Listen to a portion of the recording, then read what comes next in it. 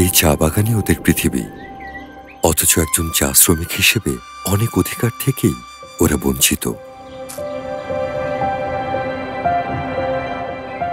এতটাই সামান্য পারিশ্রমিকে ওরা কাজ করে।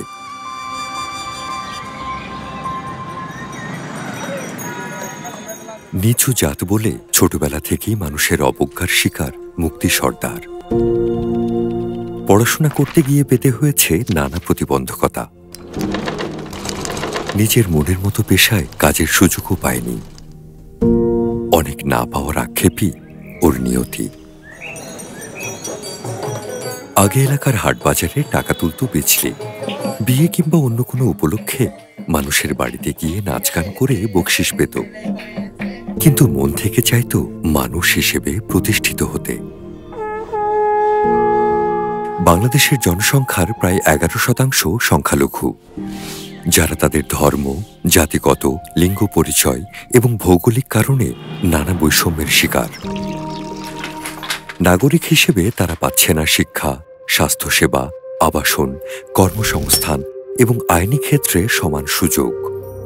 এসব দলিত, ক্ষুদ্র নৃগোষ্ঠী, হিজড়া এবং প্রতিবন্ধী ব্যক্তিদের নিয়ে ইউরোপীয় ইউনিয়নের আর্থিক সহায়তায় বন্ধু, ব্লাস্ট, নাগরিক উদ্যোগ এবং ওয়েব ফাউন্ডেশনের অংশীদারিত্বে ক্রিশ্চিয়ান এইড বাংলাদেশের কারিগরি সহায়তায় বাস্তবায়িত হচ্ছে পিছিয়ে পড়া জনগোষ্ঠীর ক্ষমতায়ন ও বাংলাদেশের উন্নয়ন প্রক্রিয়ায় সক্রিয় অংশগ্রহণ ELMC প্রকল্প। আগে আমি আমাদের অধিকার সম্পর্কে জানতাম না। ELMC বিভিন্ন সেশন থেকে আমি অধিকারগুলো জানতে পারলাম। এখন আমি আমাদের পিছিয়ে পড়া 4 জনগোষ্ঠী শিশুদের নিয়ে কাজ করছি। আমি চাই প্রতিটি শিশু এবং প্রতিটি যুবক বাইরের দুনিয়ার সাথে পরিচিত হোক। ELMC প্রকল্পের সঙ্গে যুক্ত হতে পেরে আমি আমার সমাজের জন্য কিছু করার স্বপ্ন বাস্তবায়ন করতে পেরেছি। একজন নাগরিক হিসেবে রাষ্ট্রের কাছে তাদের যে সুযোগ সুবিধা পাওয়ার অধিকার রয়েছে সেটা পাইয়ে দেওয়ার চেষ্টা করছি। আমি যখন চেঞ্জ এজেন্ট হিসাবে যোগদান করি, তখন আমার বাচ্চার আশা নাট্যদল CBO হিসাবে কাজ শুরু করেছে। আপনাদের এই বাজারে আমরা একটি নাটক নিয়ে এসেছি প্রায় 9টা উপজেলায়। এই নাটক করার ফলে সমাজে একটা ইতিবাচক পরিবর্তন হয়েছে। আমাদের অনেক হিজড়া বাড়িতে আশ্রয় পেয়েছে। ELMC প্রকল্পের একটি বড় অর্জন পিছিয়ে পড়া সংখ্যালঘু সম্প্রদায়ের মানুষের সাথে সরকারি বিভিন্ন দপ্তর, জনপ্রতিনিধি ও সুশীল সমাজের একটি মেলবন্ধন তৈরি করা।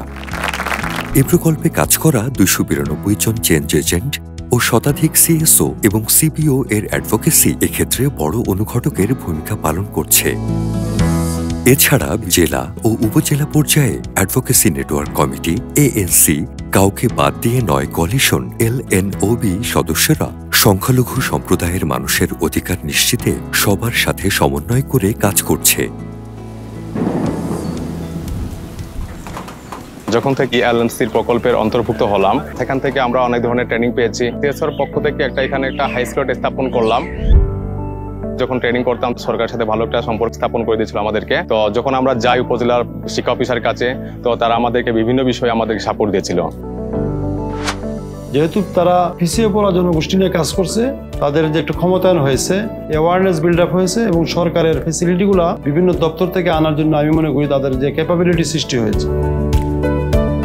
আমরা এমন একটি বিষয় জানতে পেরেছি যে অসহায় মানুষের পাশে থেকে তাদেরকে সহযোগিতা করা আমাদের একান্ত দায়িত্ব এবং কর্তব্য। পিছিয়ে পড়া এই জনগোষ্ঠীকে এগিয়ে নিতে আমাদের অগ্রণী ভূমিকা থাকবে।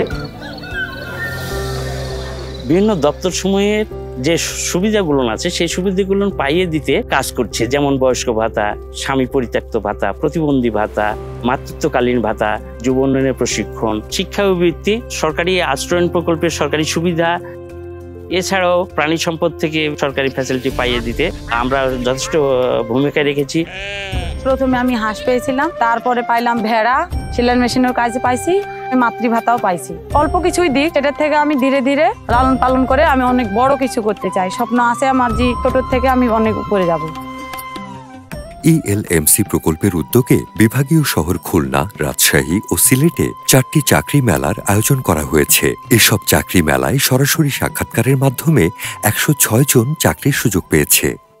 ইএলএমসি প্রকল্পের আওতায় যুব উন্নয়ন দপ্তরের সাথে যে সম্পৃক্ততা, এই সম্পৃক্ততার কারণে এরা এখন অনেক বেশি সচেতন এবং এই সচেতনতার কারণে তাদের সফলতা আরো বাড়ছে।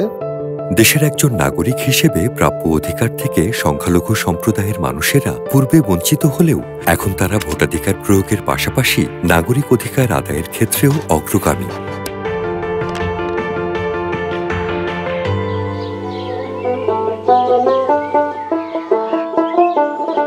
অনেক কিছু আমি শিখতে পেরেছি, জানতে পেরেছি।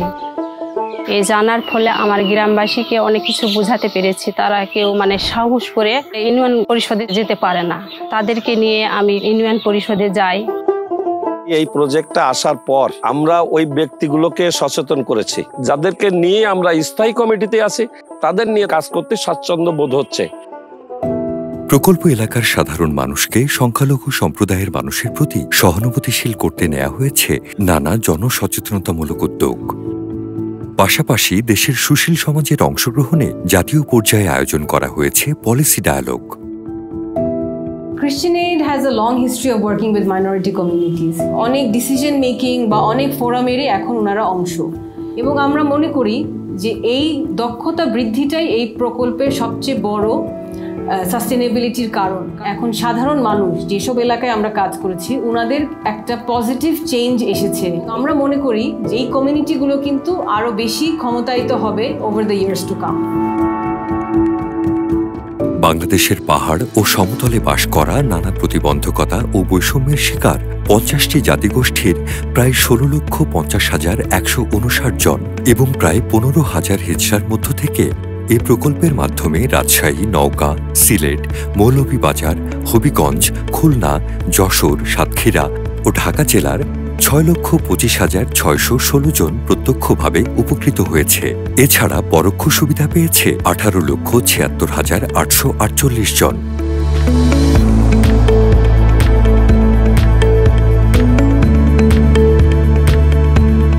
এ প্রকল্পে স্টেক হোল্ডার হিসেবে যুক্ত হয়েছে সমাজের নানা পেশা ও শ্রেণীর মানুষ। তাই সংখ্যালঘু অধিকার, ক্ষমতায়ন ও উন্নয়ন প্রক্রিয়ায় অংশগ্রহণে ইএলএমসি প্রকল্প রেখেছে সময় উপযোগী অবদান। সমাজের দৃষ্টিভঙ্গিতে এনেছে সুদূর প্রসারী পরিবর্তন। কাউকে বাদ দিয়ে নয়, কাউকে বাদ দিয়ে নয়, কাউকে বাদ দিয়ে নয়, কাউকে বাদ দিয়ে নয়, কাউকে বাদ দিয়ে নয়।